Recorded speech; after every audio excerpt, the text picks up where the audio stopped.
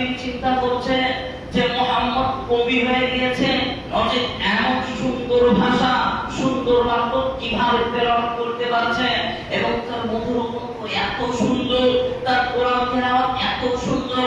অতঃপর ওমর ইবনে খাত্তাব রাদিয়াল্লাহু তাআলা আনহু তিনি কাবা ঘরের পিছন থেকে শুনছে আর চিন্তা করছে, অতঃপর ভাবছে যে ওমর ইবনে খাত্তাব বলছে যে মুহাম্মদ যে আয়াতগুলো পড়ছে, মুহাম্মদ যে বাক্যগুলো বলছে, বলতে পারে মুহাম্মদ কবি হয়ে গেছে। তখন আল্লাহ রাব্বুল আলামিন তিনি বলছেন যে ফালা উকসিমু বিমা তুবসিরুন, যে তুমি দেখছো তার সপক্ষে বলছি, ইন্নাহু লাকাউলু রাসূলিন কারীম, নিশ্চয়ই কোরআন এক অসীম রাসূল সাল্লাল্লাহু আলাইহি ওয়াসাল্লামের বার্তা এসেছেন। ওমা হুয়া বিকাউলি শাইর কলিলাম মা তুমিনুন, যে উমর যখন ভাবছে যে মুহাম্মদ মনে হয় কবি হয়ে গিয়েছে, তখন মুহাম্মদ সাল্লাল্লাহু আলাইহি ওয়াসাল্লাম এই কোরআনের আয়াত বলছেন ওমা হুয়া বিকাউলি শাইর কলিলাম মা তুমিনুন, এটা কোনো কবির লিখিত কিতাব নয়, অতঃপর তোমরা অল্পতেই বিশ্বাস করো। আবার আমার আশ্চর্য হয়ে গেল যে আমাকে কি মুহাম্মদ দেখে নিয়েছে, মুহাম্মদ সাল্লাল্লাহু আলাইহি ওয়াসাল্লাম আমাকে দেখে নিয়েছে। আমি মনে মনে ভাবলাম যে এটা হতে পারে মুহাম্মদ কবি হয়ে গিয়েছে। তখনই এই কথা বলা, তখনই মুহাম্মদ সাল্লাল্লাহু আলাইহি ওয়াসাল্লাম ওয়া হুয়া বিকাউলি শাইর কলিলাম মা তুমিনুন, এটা কোনো কবির লিখিত কিতাব নয়, এটা কোনো কবির কথা নয়, অতঃপর তোমরা অল্পতেই বিশ্বাস করো।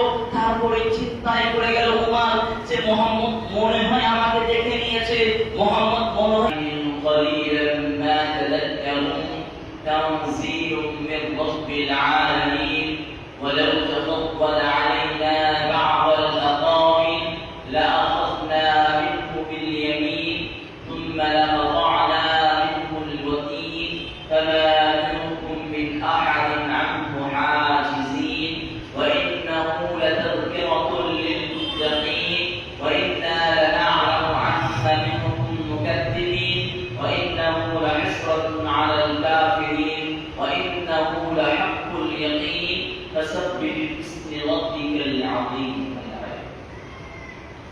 رب اشرح لي صدري ويسر لي امري واحلل عقدة من لساني يفقهوا قولي। সমস্ত প্রশংসা, সমস্ত গুণগান মহান পাক রব্বুল ইজ্জতের জন্য, যিনি আমাদের সর্বের সেরা, সর্বোত্তম করে সৃষ্টি করিয়েছেন। যিনার প্রশংসা করে, যিনার গুণগান করে আমরা কখনো শেষ করতে পারবো না, কারণ আল্লাহ পাক রব্বুল আলামিন তিনি নিজেই পবিত্র কোরআনে তুলে ধরেছেন সূরাতুল মাস সূরা নম্বর 31 আয়াত নম্বর 27 মধ্যে ওয়ালাউ আন্না মা ফিল আরদি মিন শাজারাতিন আকলাম ওয়াল বাহরু ইয়ামুদ্দুহু মিন বা'দিহি সাবআতু আবহুরিন মা নাফাদাত কালিমাতুল্লাহ। এই সারা পৃথিবী গাছের ডালগুলোকে যদি কলম বানানো হয় এবং পাতাগুলোকে যদি খাতা বানানো হয় এবং সমুদ্র পানি, সাত সমুদ্র পানিকে যদি কালি বানানো হয়, তবে আল্লাহর প্রশংসা শেষ করা যাবে না। আল্লাহর প্রশংসাকে সত্য লফজের দ্বারা শেষ করে থাকি, সকলে বলুন আলহামদুলিল্লাহ।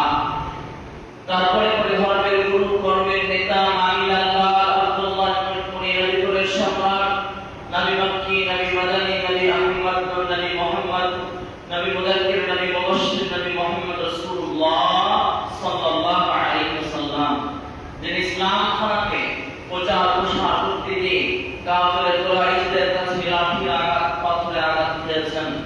তারপরে তিনি সারা পৃথিবীর আনাচে কোনাচে ইসলামের পতাকা ছড়াচ্ছেন। তাই তার উপরে দরুদ ও সালাম হাজার হাজার লাখ লাখ কোটি কোটি বর্ষিত হোক। আল্লাহুম্মা সাল্লি আলাইহি আল্লাহুম্মা বারিক আলাইহি। সম্মানিত উপস্থিতি, আমি আপনাদের সামনে যে বিষয়বস্তুটি নিয়ে দাঁড়িয়েছি, সেই বিষয়বস্তুটির নাম হচ্ছে হযরত ওমর ইবনে খাত্তাব রাদিয়াল্লাহু তাআলা আনহু ইসলাম গ্রহণের জীবনী।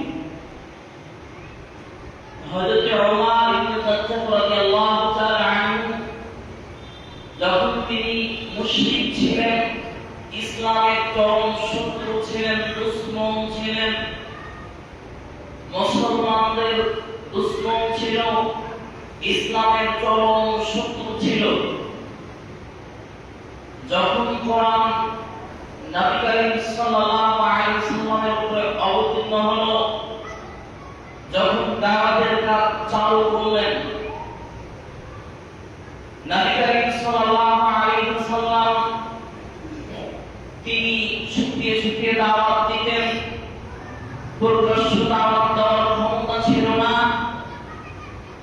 নবী করিম সাল্লাল্লাহু আলাইহি ওয়াসাল্লাম তিনি চিন্তায় পড়ে গেল যে আমাদের ইসলামের মধ্যে ইসলামকে যদি শক্তিশালী করতে যাই, ইসলাম যদি শক্তিশালী হতে যায়, আল্লাহর কাছে দোয়া করলেন, আল্লাহ তুমি আবু জাহেল না হলে উমর ইবনে খাত্তাব রাদিয়াল্লাহু তাআলা আনহুকে এই দুজনের মধ্য দিয়ে ইসলামকে শক্তিশালী করো। রাসূল সাল্লাল্লাহু আলাইহি ওয়াসাল্লাম দোয়া করেছিলেন যে উমর না হলে আবু জাহেল, এদের দুজনের মধ্যে যে কোনো একজনকে ইসলামকে এদের দ্বারা শক্তিশালী করো। এরা যদি ইসলাম কবুল করে নাই, ইসলাম ধর্মকে পালন করে নাই, এদের মধ্যে যদি কেউ একজন যদি ইসলামের পথে চলে আসে, তবে ইসলাম শক্তিশালী হবে, তবে ইসলামের দাওয়াত দেওয়া আমার পক্ষে সহযোগিতা হয়ে যাবে। রাসূল সাল্লাল্লাহু আলাইহি ওয়াসাল্লাম দোয়া করেছিলেন। হযরত ওমর ইবনে খাত্তাব রাদিয়াল্লাহু তাআলা আনহু তিনি ইসলাম কবুল করেছেন।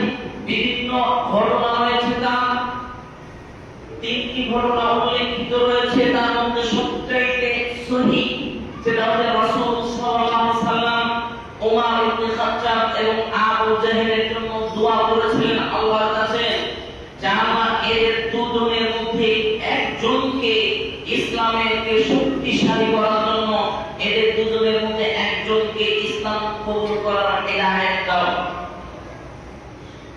এবং এই দোয়া করেছিলেন।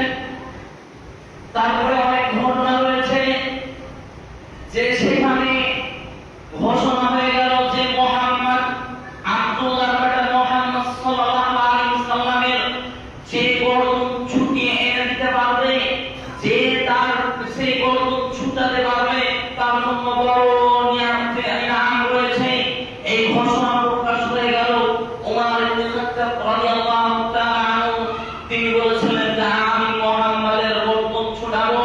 অতঃপর তিনি এটা নিয়ে মুহাম্মদ সাল্লাল্লাহু আলাইহি ওয়াসাল্লামের গর্দন ছুটাবার জন্য, মুহাম্মদকে পৃথিবী থেকে সরাবার জন্য, মুহাম্মদ সাল্লাল্লাহু আলাইহি ওয়াসাল্লামকে যদি এখন পৃথিবী থেকে সরা যায়, যদি তাকে হত্যা করে দেওয়া হয়, তবে আর এই ইসলাম ধর্ম প্রচার কেউ করতে পারবে না।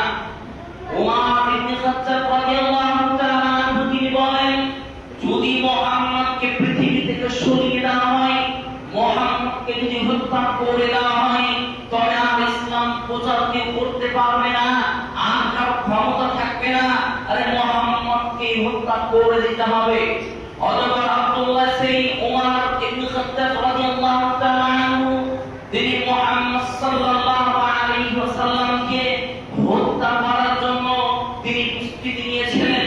এটা একটা ঘটনা তুলে ধরেছেন। আর যে মুহাম্মদ সাল্লাল্লাহু আলাইহি ওয়াসাল্লাম দোয়া করেছিলেন, এই দোয়ার মাধ্যমে সেই ওমর ইবনে খাত্তাব রাদিয়াল্লাহু তাআলা আনহু অন্তরকে নরম করে দিয়েছিল আল্লাহ, অন্তরের মধ্যে ধাক্কা দিয়েছিল আল্লাহ। যেই আল্লাহ রাসূলের দোয়া কবুল করেছিলেন, সেই ওমর ইবনে খাত্তাব রাদিয়াল্লাহু তাআলা আনহু মুহাম্মদ সাল্লাল্লাহু আলাইহি ওয়াসাল্লামের পিছে যেতেন। মুহাম্মদ যেখানেই যেত ওমর সেখানেই যেত, মুহাম্মাদের পিছে পিছে থাকতো। মুহাম্মদ সাল্লাল্লাহু আলাইহি ওয়াসাল্লাম তিনি একদিন সালাত আদায় করছেন, ওই কাবার পিছন থেকে ওমর ইবনে খাত্তাব রাদিয়াল্লাহু তাআলা আনহু তিনি তার কোরআন তেলাওয়াত শুনছেন। ওমর কোরআন তেলাওয়াত শুনছেন। অতঃপর ওমর চিন্তায় পড়ে গেল যে এটা একটা সাধারণ মানুষের কথা নয়, যেই মুহাম্মদ বাক্যগুলো তেলাওয়াত করছেন, মুহাম্মদ যে বাক্যগুলো বলছেন, এটা সাধারণ মানুষের কথা হতে পারে না। হতে পারে মুহাম্মদ সেই কবি হয়ে গিয়েছে, মুহাম্মদ সাল্লাল্লাহু আলাইহি ওয়াসাল্লাম হতে পারে কবি হয়ে গিয়েছে। অথবা রাসূল সাল্লাল্লাহু আলাইহি ওয়াসাল্লাম সেই মুহাম্মদ সাল্লাল্লাহু আলাইহি ওয়াসাল্লাম যখন এই কোরআন তেলাওয়াত করেছিলেন সূরাতুল হাক্কা, এই কোরআন তেলাওয়াত করছেন, আর ওমর ইবনে খাত্তাব রাদিয়াল্লাহু তাআলা আনহু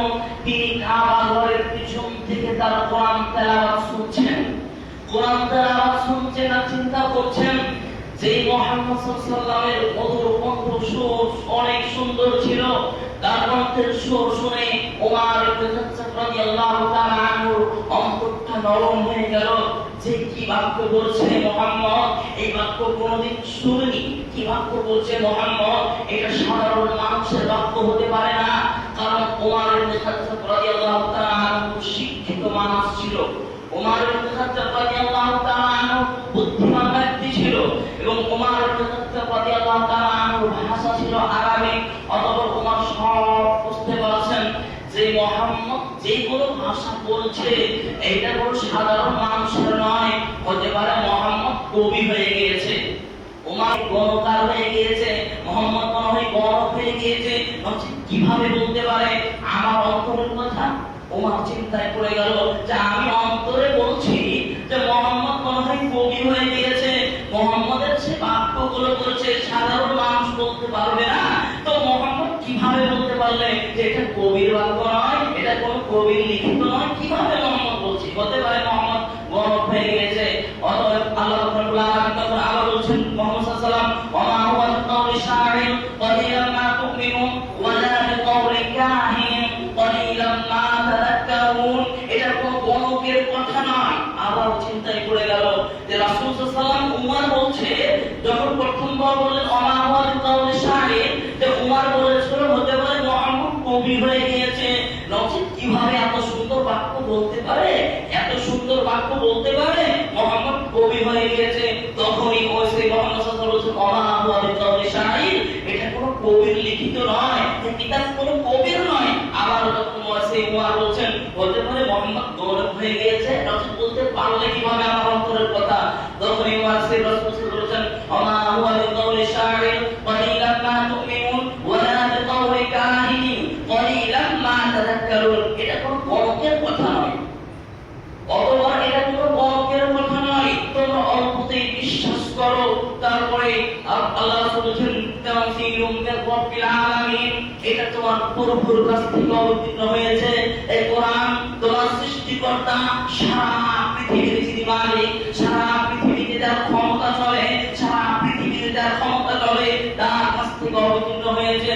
তখন ওমর ইবনে খাত্তাব রাদিয়াল্লাহু তাআলা আনহু অন্তরে একটা ধাক্কা মারলো যে এটা কোনো গণকের কথা নয়, এটা কোনো কবির লিখিত নয়, এটা তার লিখিত, তার কিতাব, যে আমাকে সৃষ্টি করেছে, সারা পৃথিবীর মানুষকে সৃষ্টি করেছে, সারা পৃথিবীর উপরে ক্ষমতাবান।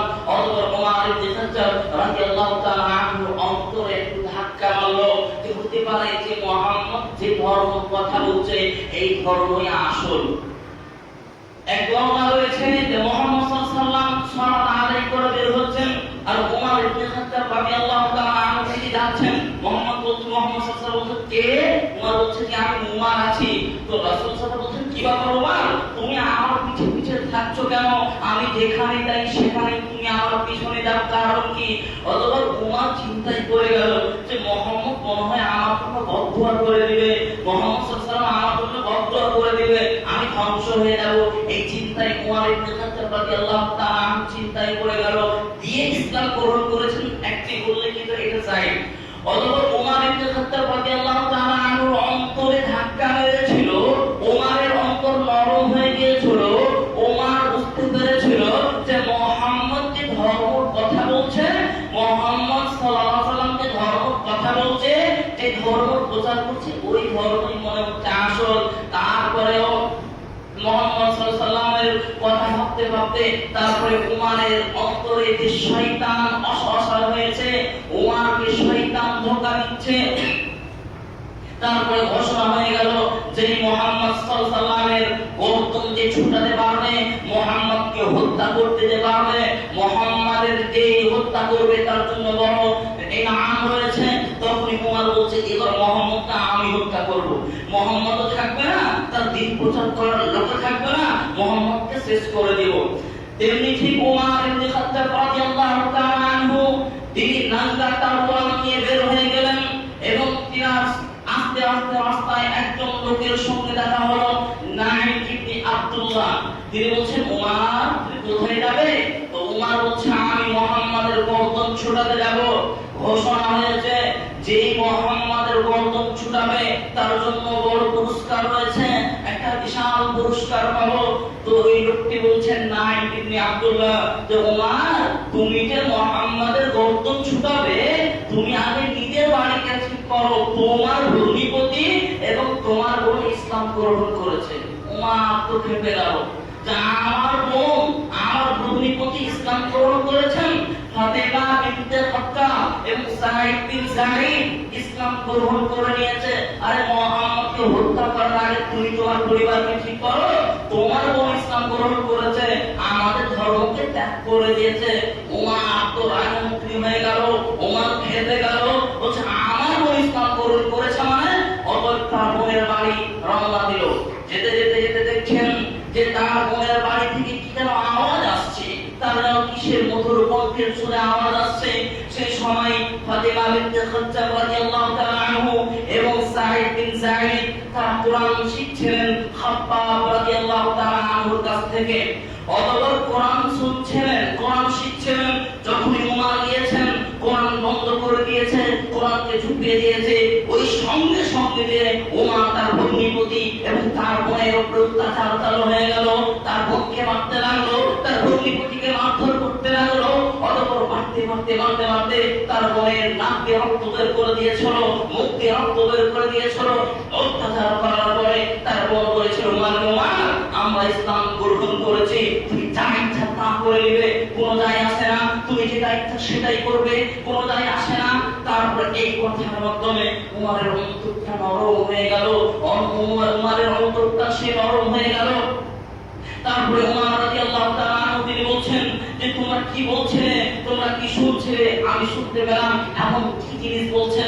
ওমরের বোন বলছেন ফাতেমা বিনতে খাত্তাব রাদিয়াল্লাহু তাআলা আনহা বলছেন তুমি এখন অপবিত্র আছো, তুমি এখন নাপাক অবস্থায় আছো, তোমাকে এই কোরআন শোনা যাবে না, নাপাক অবস্থায় কোরআন ধরা যাবে না, অথবা তুমি পবিত্র হও।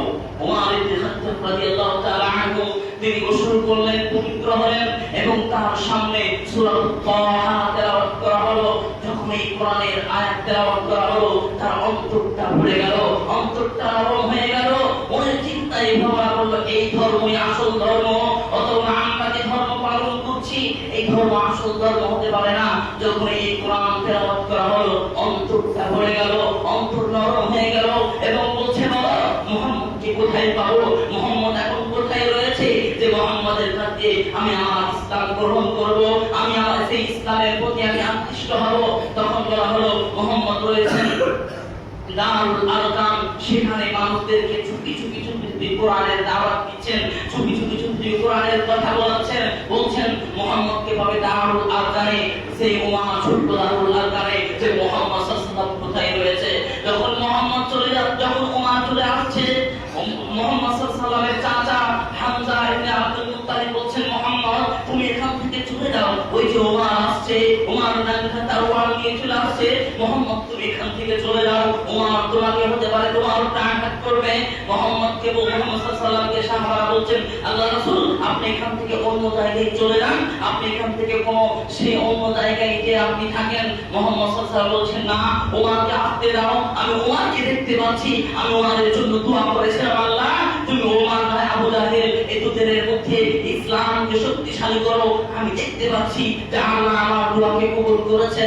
অথবা ওমরকে আসতে দাও। যখন ওমর এলেন আল্লাহ রাসূলের হাত ধরে বললেন আশহাদু আল্লা ইলাহা ইল্লাল্লাহু ওয়াহদাহু লা শারীকা লাহু ওয়া আশহাদু আন্না মুহাম্মাদান আবদুহু ওয়া রাসূলুহু। আল্লাহ আমি সাক্ষ্য, মুহাম্মদ সাল্লাল্লাহু আলাইহি ওয়াসাল্লাম আমি সাক্ষ্য দিচ্ছি আল্লাহ ছাড়া কোনো সত্য ইলাহ মাবুদ নেই এবং মুহাম্মদ সাল্লাল্লাহু আলাইহি ওয়াসাল্লাম আল্লাহর বান্দা এবং রাসূল। এই বলে ইসলাম তিনি কবুল করেছিলেন। সেই রাসূল সাল্লাল্লাহু আলাইহি ওয়াসাল্লাম তার জন্য দোয়া করেছিলেন এবং দোয়ার মাধ্যমে আল্লাহ তার দোয়াকে কবুল করেছিলেন এবং ওমর তিনি ইসলাম কবুল করেছিলেন। যখন ওমর ইবনে খাত্তাব রাদিয়াল্লাহু তাআলা আনহু ইসলাম ধর্মকে কবুল করে নিল তখন সেই রাসূল সাল্লাল্লাহু আলাইহি ওয়াসাল্লামকে ওমর বলছেন আল্লাহর রাসূল আমরা কি সঠিক ধর্মের উপরে নেই? তো আল্লাহ রাসূল বলেন অবশ্যই আমরা সঠিক ধর্মের উপরে আছি, ওয়াল্লাহি আল্লাহর কসম খেয়ে বলছি আমরা যে ধর্মের উপরে অটল আছি এই ধর্মটা আসল। আবার ওমর বলেন আল্লাহ রাসূল কোরআন কি সত্য নয়? রাসূল সাল্লাল্লাহু আলাইহি ওয়াসাল্লাম বলেন ওয়াল্লাহি আল্লাহর কসম যার হাতে আমার জীবন রয়েছে অবশ্যই কোরআন সত্য। তারপরে বলেন আল্লাহ রাসূল যে মুহাম্মদ সাল্লাল্লাহু আলাইহি ওয়াসাল্লামকে বলছেন আল্লাহ রাসূল, আল্লাহ কি সত্য নয়? আল্লাহ রাসূল বলছেন অবশ্যই আল্লাহ সত্য। তবে আমরা কেন চুপি চুপি কোরআনের দাওয়াত দিব? কেন আমরা দ্বীনের প্রচার করব? আমরা কেন চুপি চুপি করব? প্রকাশ্য আমরা সেই ইসলামের দাওয়াত দেব, প্রকাশ্য আল্লাহর তাকবীর বলবো, প্রকাশ্য মানুষের সামনে সালাত আদায় করব। কেন চুপি চুপি করব? মুহাম্মদ সাল্লাল্লাহু আলাইহি ওয়াসাল্লাম বলেছেন ওমর, কিছুদিন পর এখন তুই প্রকাশ্য করা যাবে না। ওমর বারবার বলছে আল্লাহ রাসূল, আমাকে একবার অনুমতি দেন মিছিল করা, আমি সারা মক্কার বাসীদেরকে আমি জানিয়ে দিব যে আমি ইসলামের পথে এসেছি, আমি ইসলাম কবুল করেছি এবং এই ধর্ম সত্য। নারে তাকবীর, আল্লাহু আকবার বলে সারা মক্কার বাসীদেরকে আমি জানিয়ে দিব। ওমর বারবার বলছে আল্লাহ রাসূল, আমাকে একবার অনুমতি দেন, আমি মিছিল করতে যাই। আল্লাহ রাসূল, আমাকে একবার অনুমতি দেন, আমি মিছিল করতে যাই, আল্লাহর তাকবীর জোরে সোরে আমি বলতে চাই। আল্লাহ রাসূল তাকে অনুমতি দিলেন, যা ওমর। এবং ওমর রাদিয়াল্লাহু তাআলা আনহু 11 জন সাহাবাদেরকে দিল এবং 11 জন সাহাবাদেরকে দিল এবং দুটি দল করলো, একদিকে 6টি আরেকদিকে 6টি। এবং প্রধান একদিকে সেই প্রথমে ছিলেন ওমর এবং আরেকদিকে প্রথমে সেনাপতি ছিলেন সে হামজা, আল্লাহ রাসূলের চাচা। এই দুজন মিলে তারা নারে তাকবীর আল্লাহু আকবার বলে মক্কাতে সে মক্কাবাসীদেরকে জানিয়ে দিল। এবং সে আমাদের বুঝে এমন ক্ষমতা কার রয়েছে, এমন ক্ষমতা কার আছে যে আমাকে আমার অনুমতি ছাড়াই তারা সেই মিছিল করছে, আমার অনুমতি ছাড়াই অন্য ধর্মের কথা বলছে, এমন ক্ষমতা কার রয়েছে? অতঃপর ওমর ইবনে খাত্তাব রাদিয়াল্লাহু তাআলা আনহু নারে তাকবীর আল্লাহু আকবার বলতে বলতে দারুল আরকাম থেকে নিয়ে সেই মসজিদুল হারাম পর্যন্ত গিয়েছিলেন। এবং ওমর বলেছিলেন, এমন কে আছে যে নিজের মায়ের কোল খালি করতে চায়? এমন কে আছে যে নিজের ছোট ছোট ছেলেদেরকে ইয়াতীম বানাতে চায়? এমন কে আছে যে তার স্ত্রীকে বিধবা করতে চায়? যদি তোমার ক্ষমতা থাকে, যদি তুমি তোমার মায়ের কোলকে খালি করতে পারো, তবে আমার মিছিলকে রুখে দাঁড়াও। যদি তোমার সন্তানদেরকে তুমি যদি ইয়াতীম বানাতে চাও, তবে আমার সেই মিছিলকে রুখে দাঁড়াও। এমন কোন বাপের বেটা আছে যে আমার ধর্মকে, আমার মিছিলকে রুখে দাঁড়াবে? অতঃপর কেউ ক্ষমতা হয়নি। যখন আবু জেহেল বাড়ি থেকে বের হয়েছে, যে এমন ক্ষমতা কার রয়েছে যে তার আল্লাহু আকবার বলে মানে দেখছি ওমর যখন ইমামকে দেখলো, ওমরকে দেখে পালিয়ে গেছে। কারণ ওমর ছিল শক্তিশালী, ওমর ছিল ক্ষমতাবান, ওমর ছিল অনেক শক্তিশালী। ওই ওমর ইবনে খাত্তাব রাদিয়াল্লাহু তাআলা আনহু যখন ইসলাম ধর্ম কবুল করে নিল, ইসলাম ধর্ম কবুল করে নিল, আব্দুল্লাহ ইবনে আব্বাস রাদিয়াল্লাহু তাআলা আনহু থেকে বর্ণিত, তিনি বলেন যখন ওমর ইবনে খাত্তাব রাদিয়াল্লাহু তাআলা আনহু ইসলাম গ্রহণ করে নিয়েছিল, তখন সে ইসলাম নবীর ইসলাম বলছেন আমার জন্য সহজ হয়ে গেল, মনে হচ্ছে আমরা স্বাধীন পেয়ে গেলাম, আমরা স্বাধীন পেয়ে গেলাম। এমনকি যখন মুহাম্মদ সাল্লাল্লাহু আলাইহি ওয়াসাল্লাম যখন ওমর ইবনে খাত্তাব রাদিয়াল্লাহু তাআলা আনহু ইসলাম গ্রহণ করে নিয়েছিলেন, তখন প্রকাশ্য সালাত আদায় করতেন, ওমর যুদ্ধ করে সালাত আদায় করতেন। যখন ওমর ইবনে খাত্তাব রাদিয়াল্লাহু তাআলা আনহু ইসলাম গ্রহণ করেনি, তার আগে ক্ষমতা হয়নি প্রকাশ্য কোনো মানুষের সামনে দাওয়াত দিবে ইসলামের, প্রকাশ্য সালাত আদায় করবে ক্ষমতা হয়নি। যখন ওমর ইবনে খাত্তাব রাদিয়াল্লাহু তাআলা আনহু সেই ইসলাম কবুল করে নিল, ইসলাম ধর্মকে মেনে নিল, তখন ডাইরেক্টলি সেই মানুষের সামনে দাওয়াত দিতেন এবং তিনি তারা সালাত আদায় করতেন। যখন ওমর ইবনে খাত্তাব ইসলাম গ্রহণ করে নিল, তখন সে এলান হয়ে গেল ওমরকে হত্যা করে দিতে হবে। তখন সেই মুশরিকদের এলান হয়ে গেল ওমরকে হত্যা করে দিতে হবে, ওমরকে শেষ করে দিতে হবে। ওমরের উপরে অনেক অত্যাচার হয়েছিল, ওমরকে মারধর করেছিল।